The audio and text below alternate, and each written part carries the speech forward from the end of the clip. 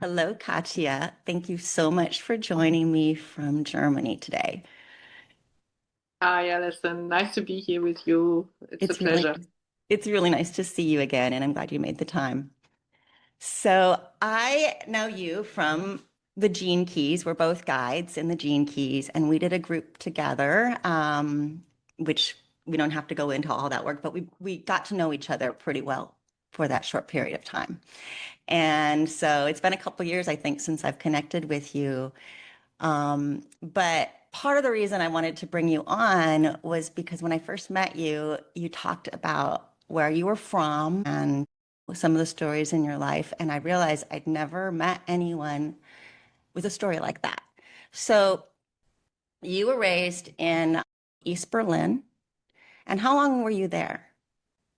I'm raised and born in Potsdam, which is south of Berlin on the eastern side. So I was born in 1972, which is, yes, it's been almost 20 years before the wall came down. So I was 17 when the wall came down. So yeah, my life actually started quite well, I would say, because I was born and raised in that sort of very safe, illusionary environment. It was, as a child, filled with a lot of nice community feelings Mm, because we've had a lot of, yeah, forced equilibrium basically, but it was felt as a child as it was the mhm, truth, which was quite nice to be raised in, I guess. Now I have the comparison and know that I had a lot of freedom which others, especially women, haven't had at the time. So because we had no big gender differences mhm, because mhm, men and women were working equally and we also didn't have to pay a lot of rent or public transport or mhm. something was really, really cheap. So life wasn't about money at all. Maybe not at Interesting. all, but maybe just like a tiny little bit about money, but the rest of life was about politics and ideology and rules which weren't really free, letting you Mm, free. The other bit was that bit of being equal with others and not feeling like these differences so much. Looking back to it, there's lots of good stuff as well as the big pressure, which I never want to go back into when an system or government or whatever officials force you into some way of mhm. thinking. The freedom of speech is something which is really important to save, I believe. And for this one, I was swearing to myself I never shut my mouth again. Mm, If something is getting into some, in my feeling, some unequilibrium, where I need to mhm. say something. And this is how I followed my life's alignment so far. It got me into big trouble. Oh, You know, but that it happens was, anywhere. I just, yeah, I still believe in it. But Mhm. I realized that this sort of alignment for me, my own goal, was getting me into trouble sometimes. Well, I think using your voice, that's the risk, isn't it?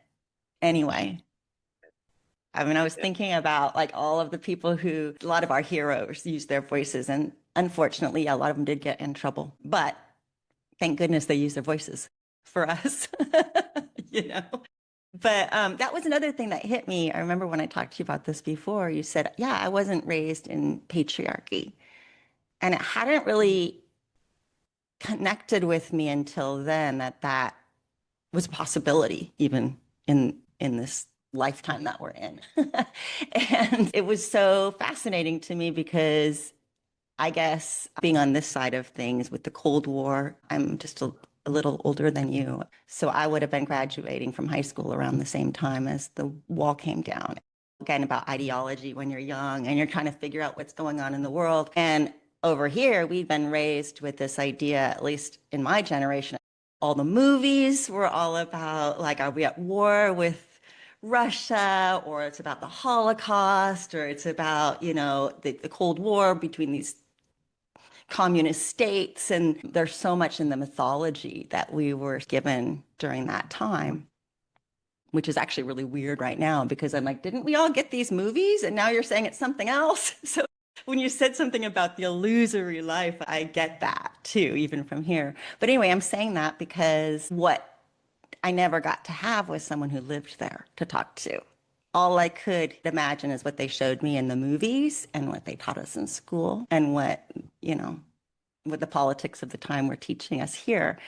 And it really was a big deal for me when you told me about that. I felt very special that I got to meet you. Isn't that funny? Yeah. Because I knew at the time there were people living in that place. And I just imagined they were suffering. And maybe they were in some ways. You were later on also. So your parents had grown up. I think it was divided in the 60s. Berlin was divided in the 60s with the wall. So by the time you came around, it sounds like there was a lot of love in your family for the most part, at least a lot of support. And when you have that, I think no matter what environment you're in, it's life. There's positives if you have love and care in your life, you know?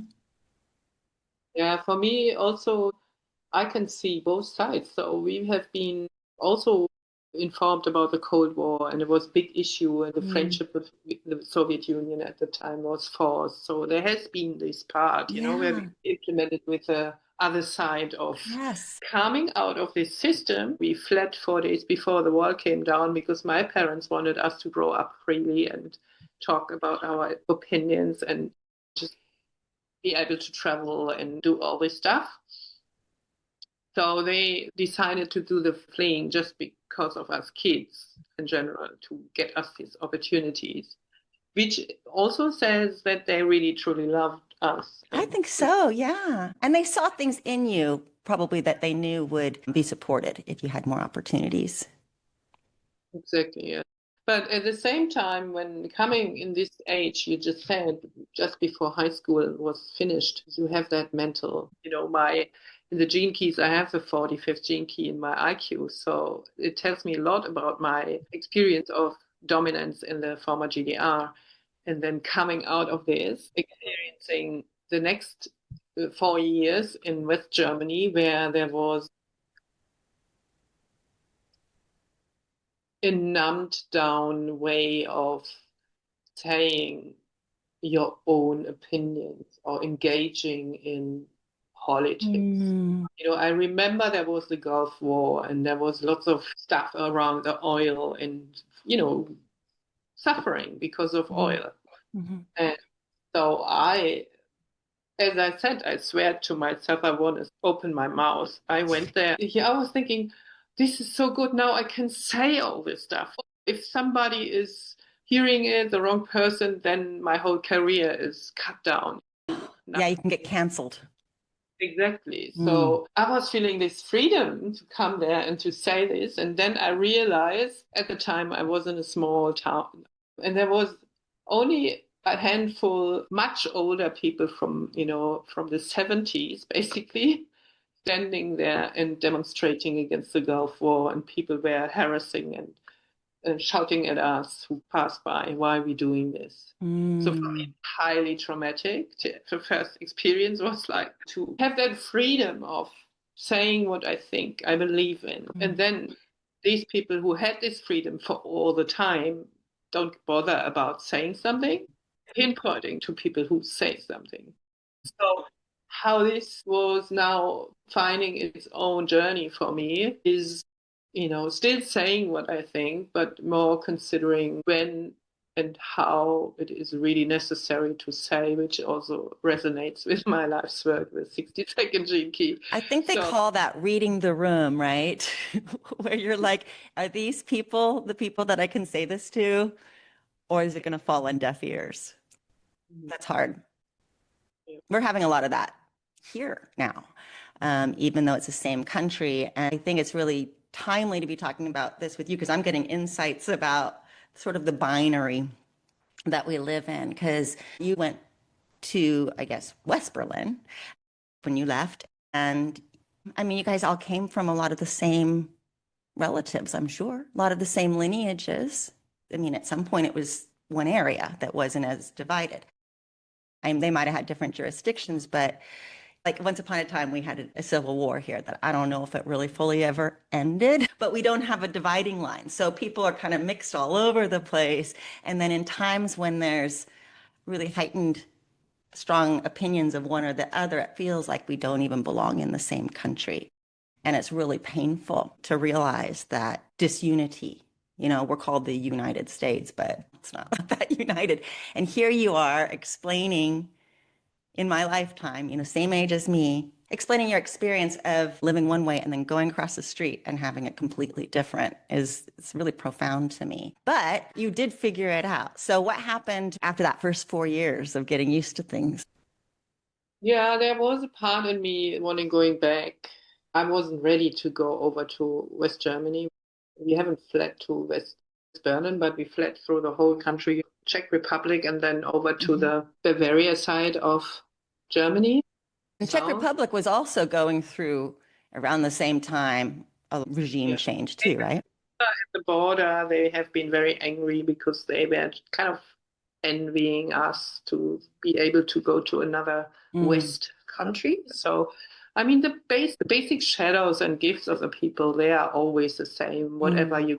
So for me, odd things happened. I found I was coming in a class where the geography teacher, who really was a fan of the East German geography, the landscape and all the mountains. And so he planned a class tour to East Germany. So I had to go back with my new classmates into East Germany. And that was an experience which was also very weird because, Hmm. mirroring what you just said, everybody in Western side believed we all were suffering all the time, the Hmm. poor in prison, blah, blah, blah. So it's always about your perceptions and what politics does to you and what you believe in and what you can maybe take on without even questioning it. So unconsciously, it's Mm. human.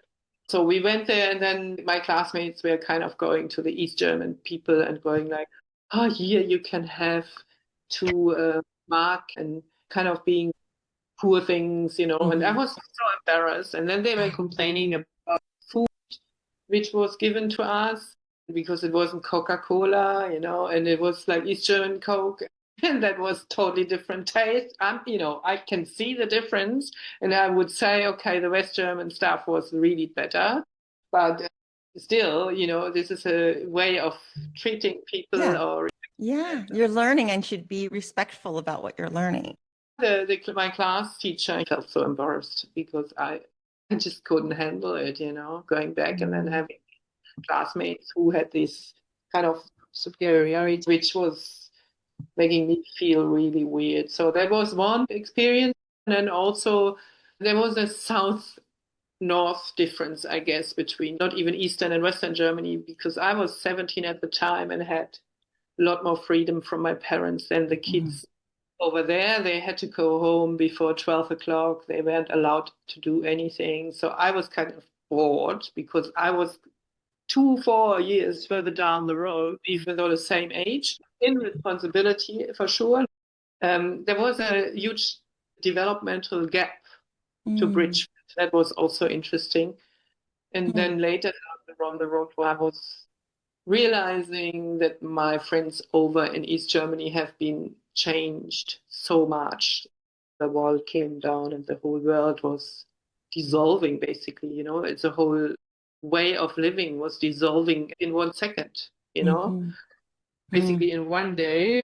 But then it was kind of washed over by people wanting to make money with everything. Yeah. Yeah. Capitalism got in there. So there was a huge difference between, which maybe explains the situation nowadays, because the East Germans have been always mainly trusting and being honest. There was an upbringing thing, but there was still that spying thing of the Stasi and the politics were bad. No question of this, but it's been not the way of betraying like the market Hmm. issue in capitalist ways, where you just Yeah. sell everything with the lie. And so people were in a row believing insurance people or believing organizations who sell houses and buy Hmm. houses. So people just lost and got Hmm. into debt. Hmm. And then we got cut down with money as well. Every saving you had was cut in half just because you have been East German. Right. It was So different money, different currency, right?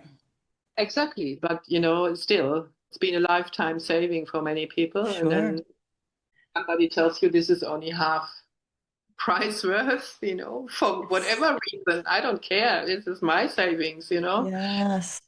Well, So well, people, you really survived something unique. Well, not unique to the people that were with you, but in my experience, I haven't met very many people that have. basically, for my parents, it was hugely influential. But for me, it was, I think, the right time to take everything into my system to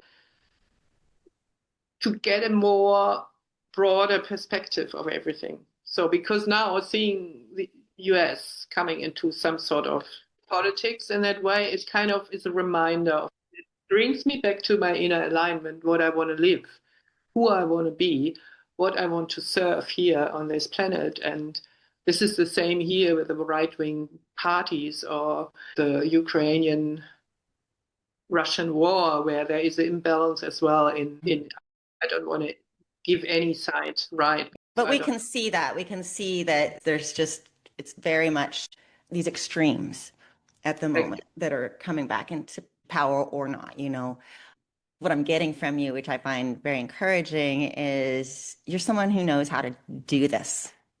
You came back to your alignment. You were young. You might not have known how to do it yet, but you found it as you went. And now you can be somebody who role models that. Because not the first time these kinds of things have happened in our lifetime, right? It just might be the first time it happened here in my lifetime, And maybe not even that. Maybe it hasn't. Well, let me go ahead and pull the card and we can talk about that because this is so fascinating to me. Everything you're sharing, it's really touching something in me that makes me hopeful. All right, let's see. I can share the card I pulled for you. We have talked about this concept in the past together, and this is why I wanted to do it. I'll just tell you how to pronounce that. Preservare, I believe. It's Latin for preservation.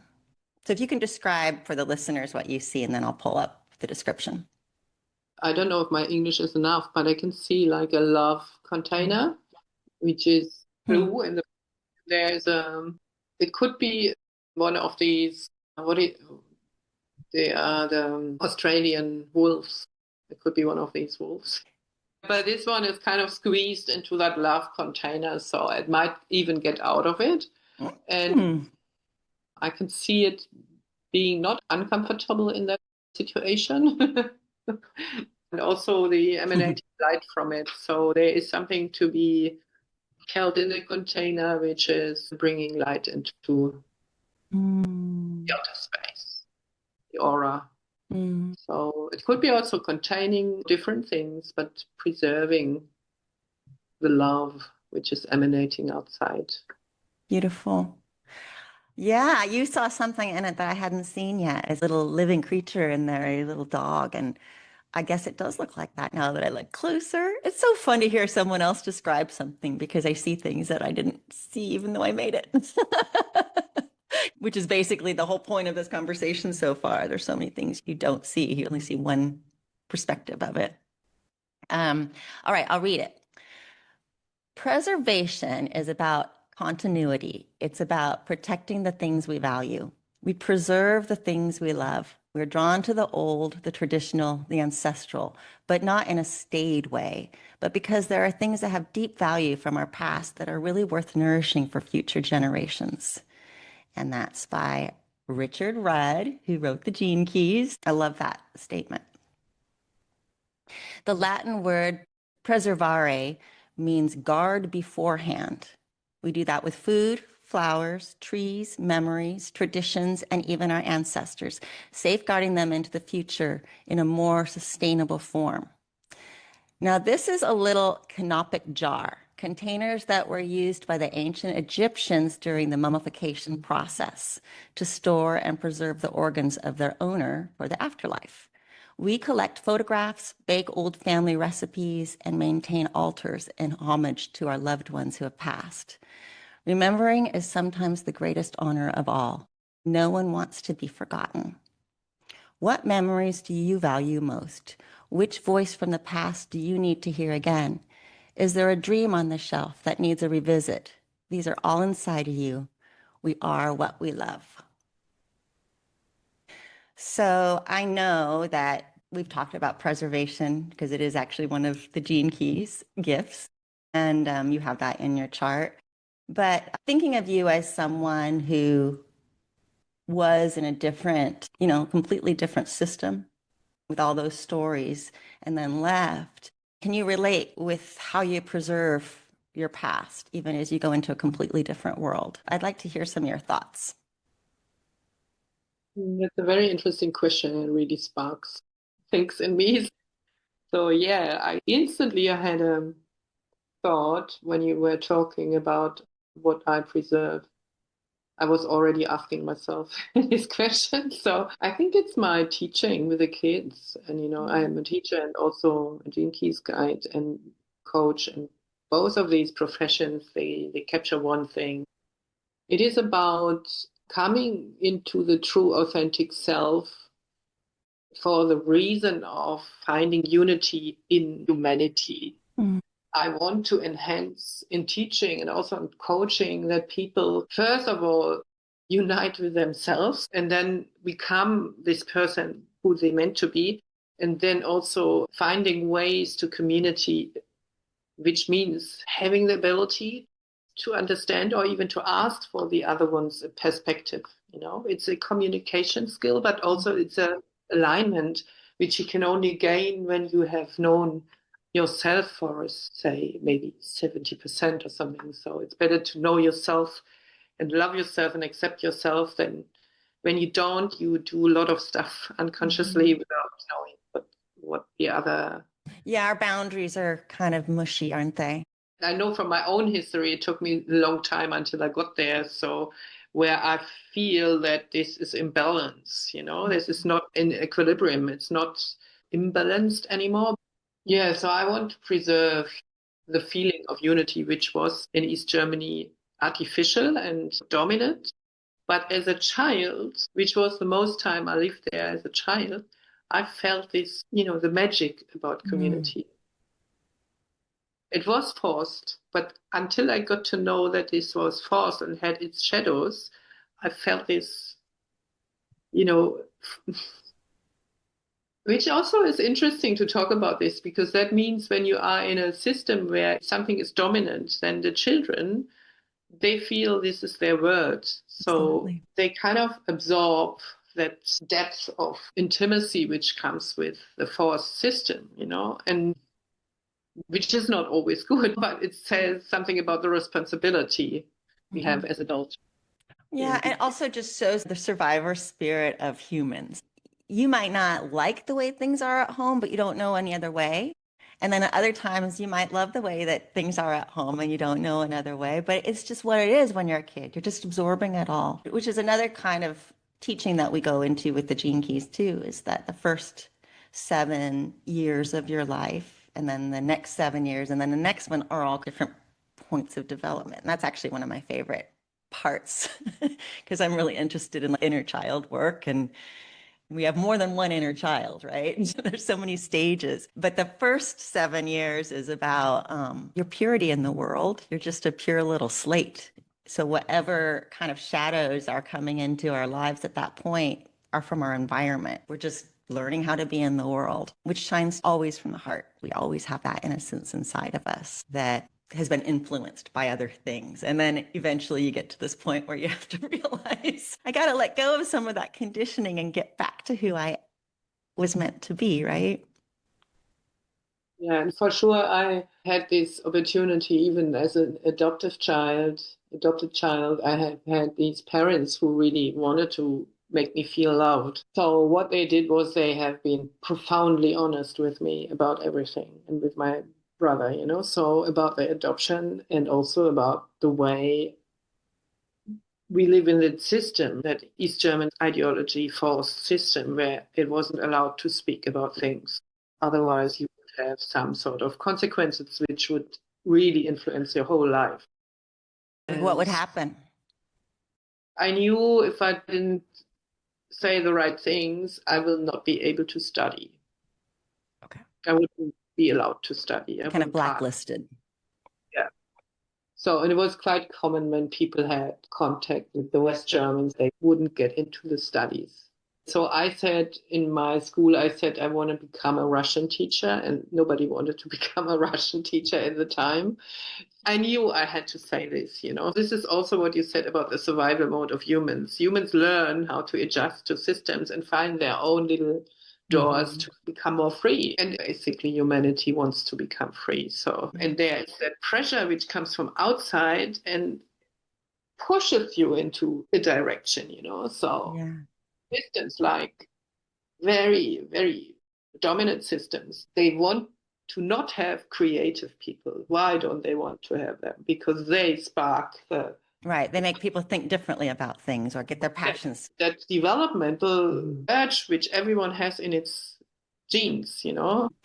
There was a film, I don't know if you've seen it. It was called The Lives of Others Yeah, yeah. a long time It's, ago. yeah. And it was about these actors in East Berlin that, had ideas that they were sharing with each other that were very political. I can't remember exactly what it was, but there was somebody listening in the whole time and recording them. But he was actually changed by their conversation. You could see him questioning even as he was a spy. And then there's another movie about East Berlin. Again, this is a Californian learning everything from movies and TV, but I do think arts help us. These stories help us to at least grab onto things, right? It was called Goodbye Lenin. Have you seen that one? Most humorous one, but I know the other one as well. It's also a good movie. I think both of them, and there was a third one which is called Sonnenallee. I don't know if that's in English translated. It's also a good one. Yeah, Goodbye Lenin is the feeling of a, ordinary family in East Germany with that system, in that very sort of dull life, because Uh-huh. everything repeating itself all the time is depicted quite well. I thought it was really good too because the main character is a teenager, right? Which would have been like your age. That was really eye-opening, even though it's a comedy. I thought it was done really well. So I wanted to run that by you to see how much you liked it. It's quite an honest depiction Okay, of good. a group of people who lived like this in East Germany. It is not lying. And the concept is a great way of telling the story. I'll put that in the notes. Why don't we go to the part where you share the artwork I asked you to bring? I can pull up the picture here so we can look at it together. Okay, tell me about this piece. Yeah, I have come across this piece on a festival which is called New Healing Festival, which is annual happening in 2 hours north of Berlin.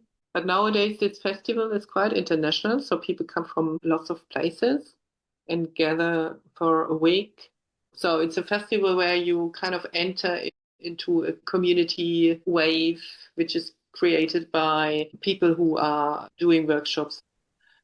This picture is a black and white, very realistic drawing. She looks like she could be from one of the Polynesian islands or something.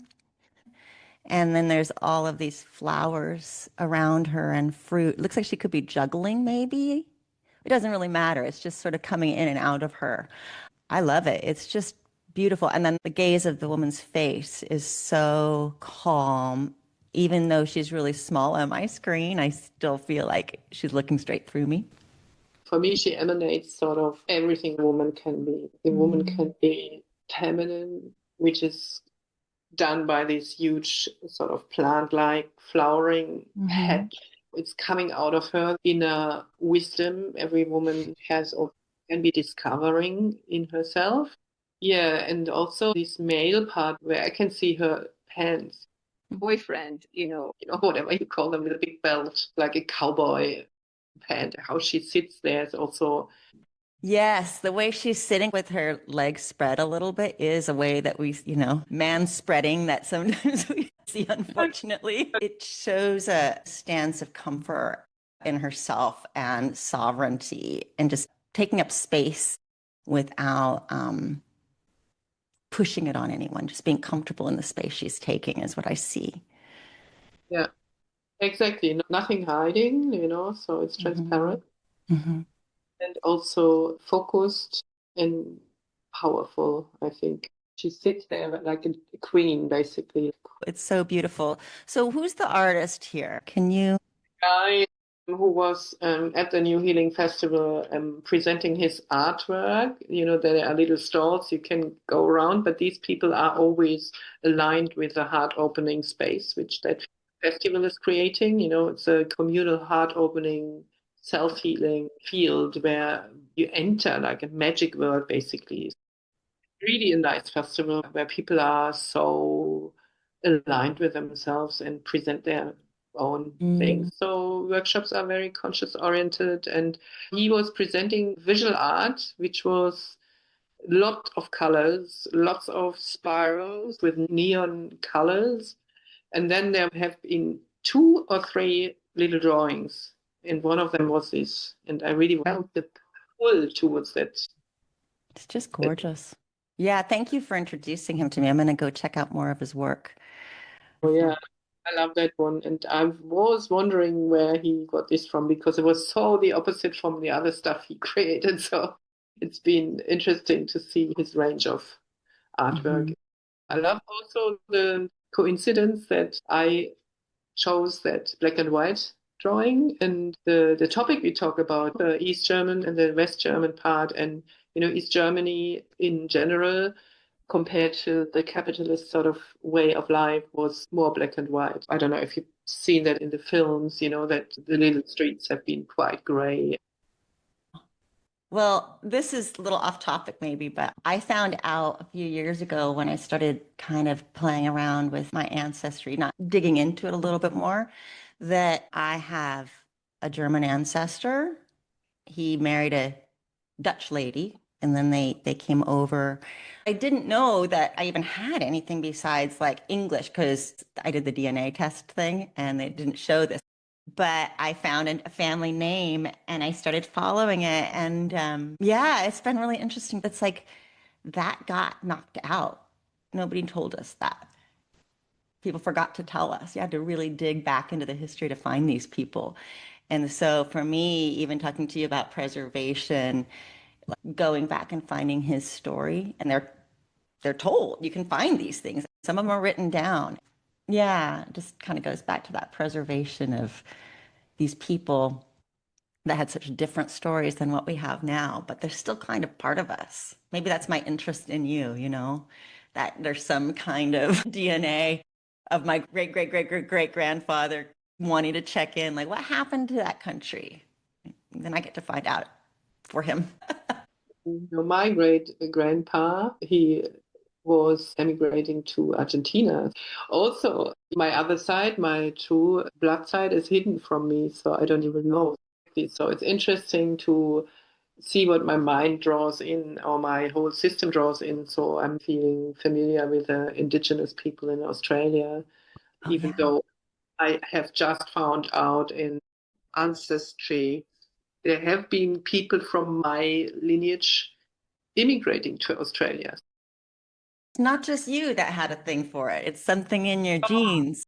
I don't know, but it's interesting. Well, I love that kind of stuff because I do believe kind of what you said earlier hit something in me about the way your parents treated you and told you things about your life and their ideology that you were able to take and then change if necessary. But there's studies that I believe anyway that if we don't tell our children our secrets, they just they get absorbed, they internalize them, and they can think there's something wrong with the way they act. If some of those patterns happen in their lives later on. And the more we can be honest with ourselves and our shadows, forgive ourselves, and then share so that things are not so shameful, I think we're saving our family a lot of pain in the future, just because then they don't have to do the same kind of digging up work that we do, like looking into the where is it? Where is that history? I don't have it. It's closed to me. Because when you have it open to you, it does help you know kind of what's conditioning and what's not. Yeah, What's me and what's not me. kids, as you said, I think you're right with that. They always know if somebody is hiding something, you know, But then we knowing. forget and we project it on something else or we internalize it. I think we For me, forget. love is for me to be honest and to face your own shadows and to even show the feelings to kids, not hide them completely, but not, put them onto them. Right.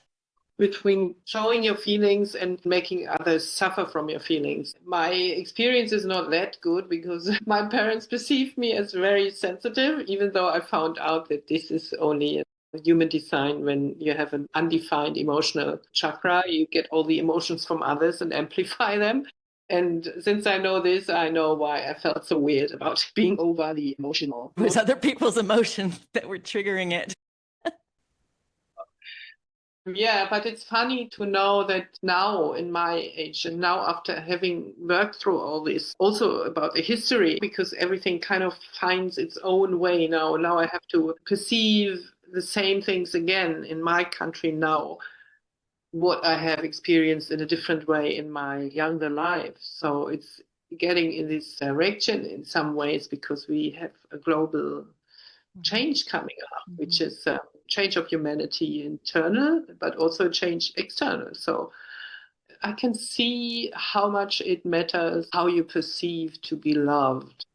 I mean, we all know what we felt as a child, that we felt truly loved by somebody who was showing their vulnerability and not hiding, and still accepting your own vulnerability and taking you as you are and not blaming you for being not perfect or rejecting one side and the other.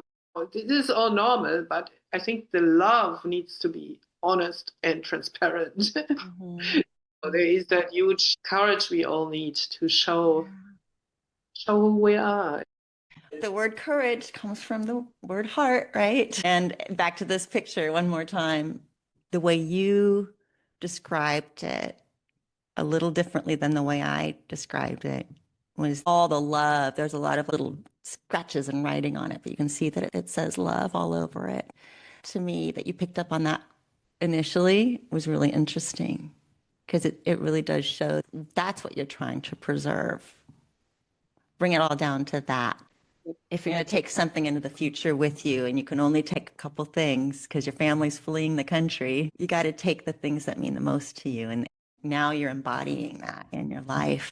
What I see, as I think I may have already said, is the role model for me is somebody who has already been through this kind of thing in a different way, but managed to find her equilibrium as she went. And the more people that have already done that, it gives hope for us that haven't really done that yet in these bigger ways, in these sort of political ways and stuff. So, yeah, hearing your story is incredibly empowering and hopeful. It gives me a lot of hope, honestly. You preserved your story to share with the future, which is perhaps partly this conversation. I'm one part of that future, right? And that's what I want to bring forward too. You're helping me recognize it's that alignment of self that we're constantly moving towards. And life gives us that gift, right? Somehow, in the end. I so much for this because for me, feeling into this all is like I feel this unity we form. We almost both the same age, and Yes. we just talk about this, and talk about this also means we find a way to acknowledge and preserve our life stories and also our personalities. And so I think there's lots of good stuff happening have come to play in here to acknowledge. And also I'm very grateful for this call because this really makes me feel also, I don't know, I never saw that I preserve something from that side, but now you just pinpointed it. It's your life story. I preserve that because I have been through it, but also because I chose to preserve things of it. Yeah, I'm very grateful to be born in East Germany because that kind of gives me different perspectives. Yes, it And does. uncertainty. And because I know that I can take this perspective or this because it might change very quickly to something else. Right. Makes you very mutable. You can adapt. I can adapt. I think it's true. I can adapt better. And also due to that we fled and I haven't stayed there for the wall came down. I think this was the right time to do this. Are Because your parents still alive? my dad is still, yeah. My mom has died. Do you talk to him much about those old days from his perspective still, or is he more of a new life now? We talk about stuff, but it's even older stuff because then he goes back in time, and so we talk about the Second World War, which is relevant today. He has been doing with his life story, which is a huge container, but now he has married my mom, and she came from a Protestant family where her dad, my grandpa, was preaching against Hitler in Argentina before the World War and died because they went on holiday back to Germany and they took him into the army and he was shot. And my dad comes from a middle wealthy German family where the father was a doctor for children. And he's been doing the opposite. He's been engaging with the Nazis and killing kids, euthanizing, where the kids got selected by their brain damage or, their maybe ADHD kids would have been killed that time. So acknowledging that my dad has been marrying my mom, even though his parents weren't happy with it. They didn't want him to marry such a person, and so he's been marrying her and they've been together for a long time. So I think there is some healing. Some healing went through their ancestry. So something happened. It's good to see too. And that's what we talk about recently because, yeah, also my mom's story. I don't know all of it. So he talks about it now. It sounds like you come from a lineage of courageous people and people who have broken the status quo as best they could. The funny bit is that I thought the same before, but this is my adoptive family. So I got brought into that family. So yeah, you lucked out. You were given something really wonderful. Yeah. And it could have easily been something else, right? So I think some of it's our DNA in our blood, which is tricky if you don't have information on the parents that originally gave birth to you. But it also is our love and our connection that sort of becomes also in there. I do think it shifts through our relationships. There's alchemy in there too, right? Especially when we talk about things like this, and then across a lot of cultural differences, then it's interesting what perspective you have on this that I would never have gained from Yeah. myself, even if I bent my mind or my perspective, because it's the shift of the Yes. whole. And also, this is so encouraging because there is that willingness of me to help the planet to become more united. It's not easy to find entry points where I can do this in my normal life. But knowing now, this is proof of, for me, the gene keys are very relevant because I don't know where I help, but my design does help. So luckily I have talked to you today and you tell me. Well, thank you for being receptive too. Thank you for being receptive to what I'm trying to mirror back to you because you have a very unique story and I don't know how many chances you have to tell it. Maybe people don't think about it because they've met other people that have had similar. I have not. So I feel like it's very special to me. Yeah. And hopefully to my listeners that get to hear it later. Thank you so much for joining with me today and sharing all that. Thank you very much for your trust and getting me on your call. Thank you for this love. The artwork exchange is so lovely. And I'll be sure to put the pictures on the notes too, so that people can look at those after they're listening or while they're listening. So have a blessed rest of your evening. Yes, let's connect again soon. All right. Bye. Thank you. Bye. Thank you.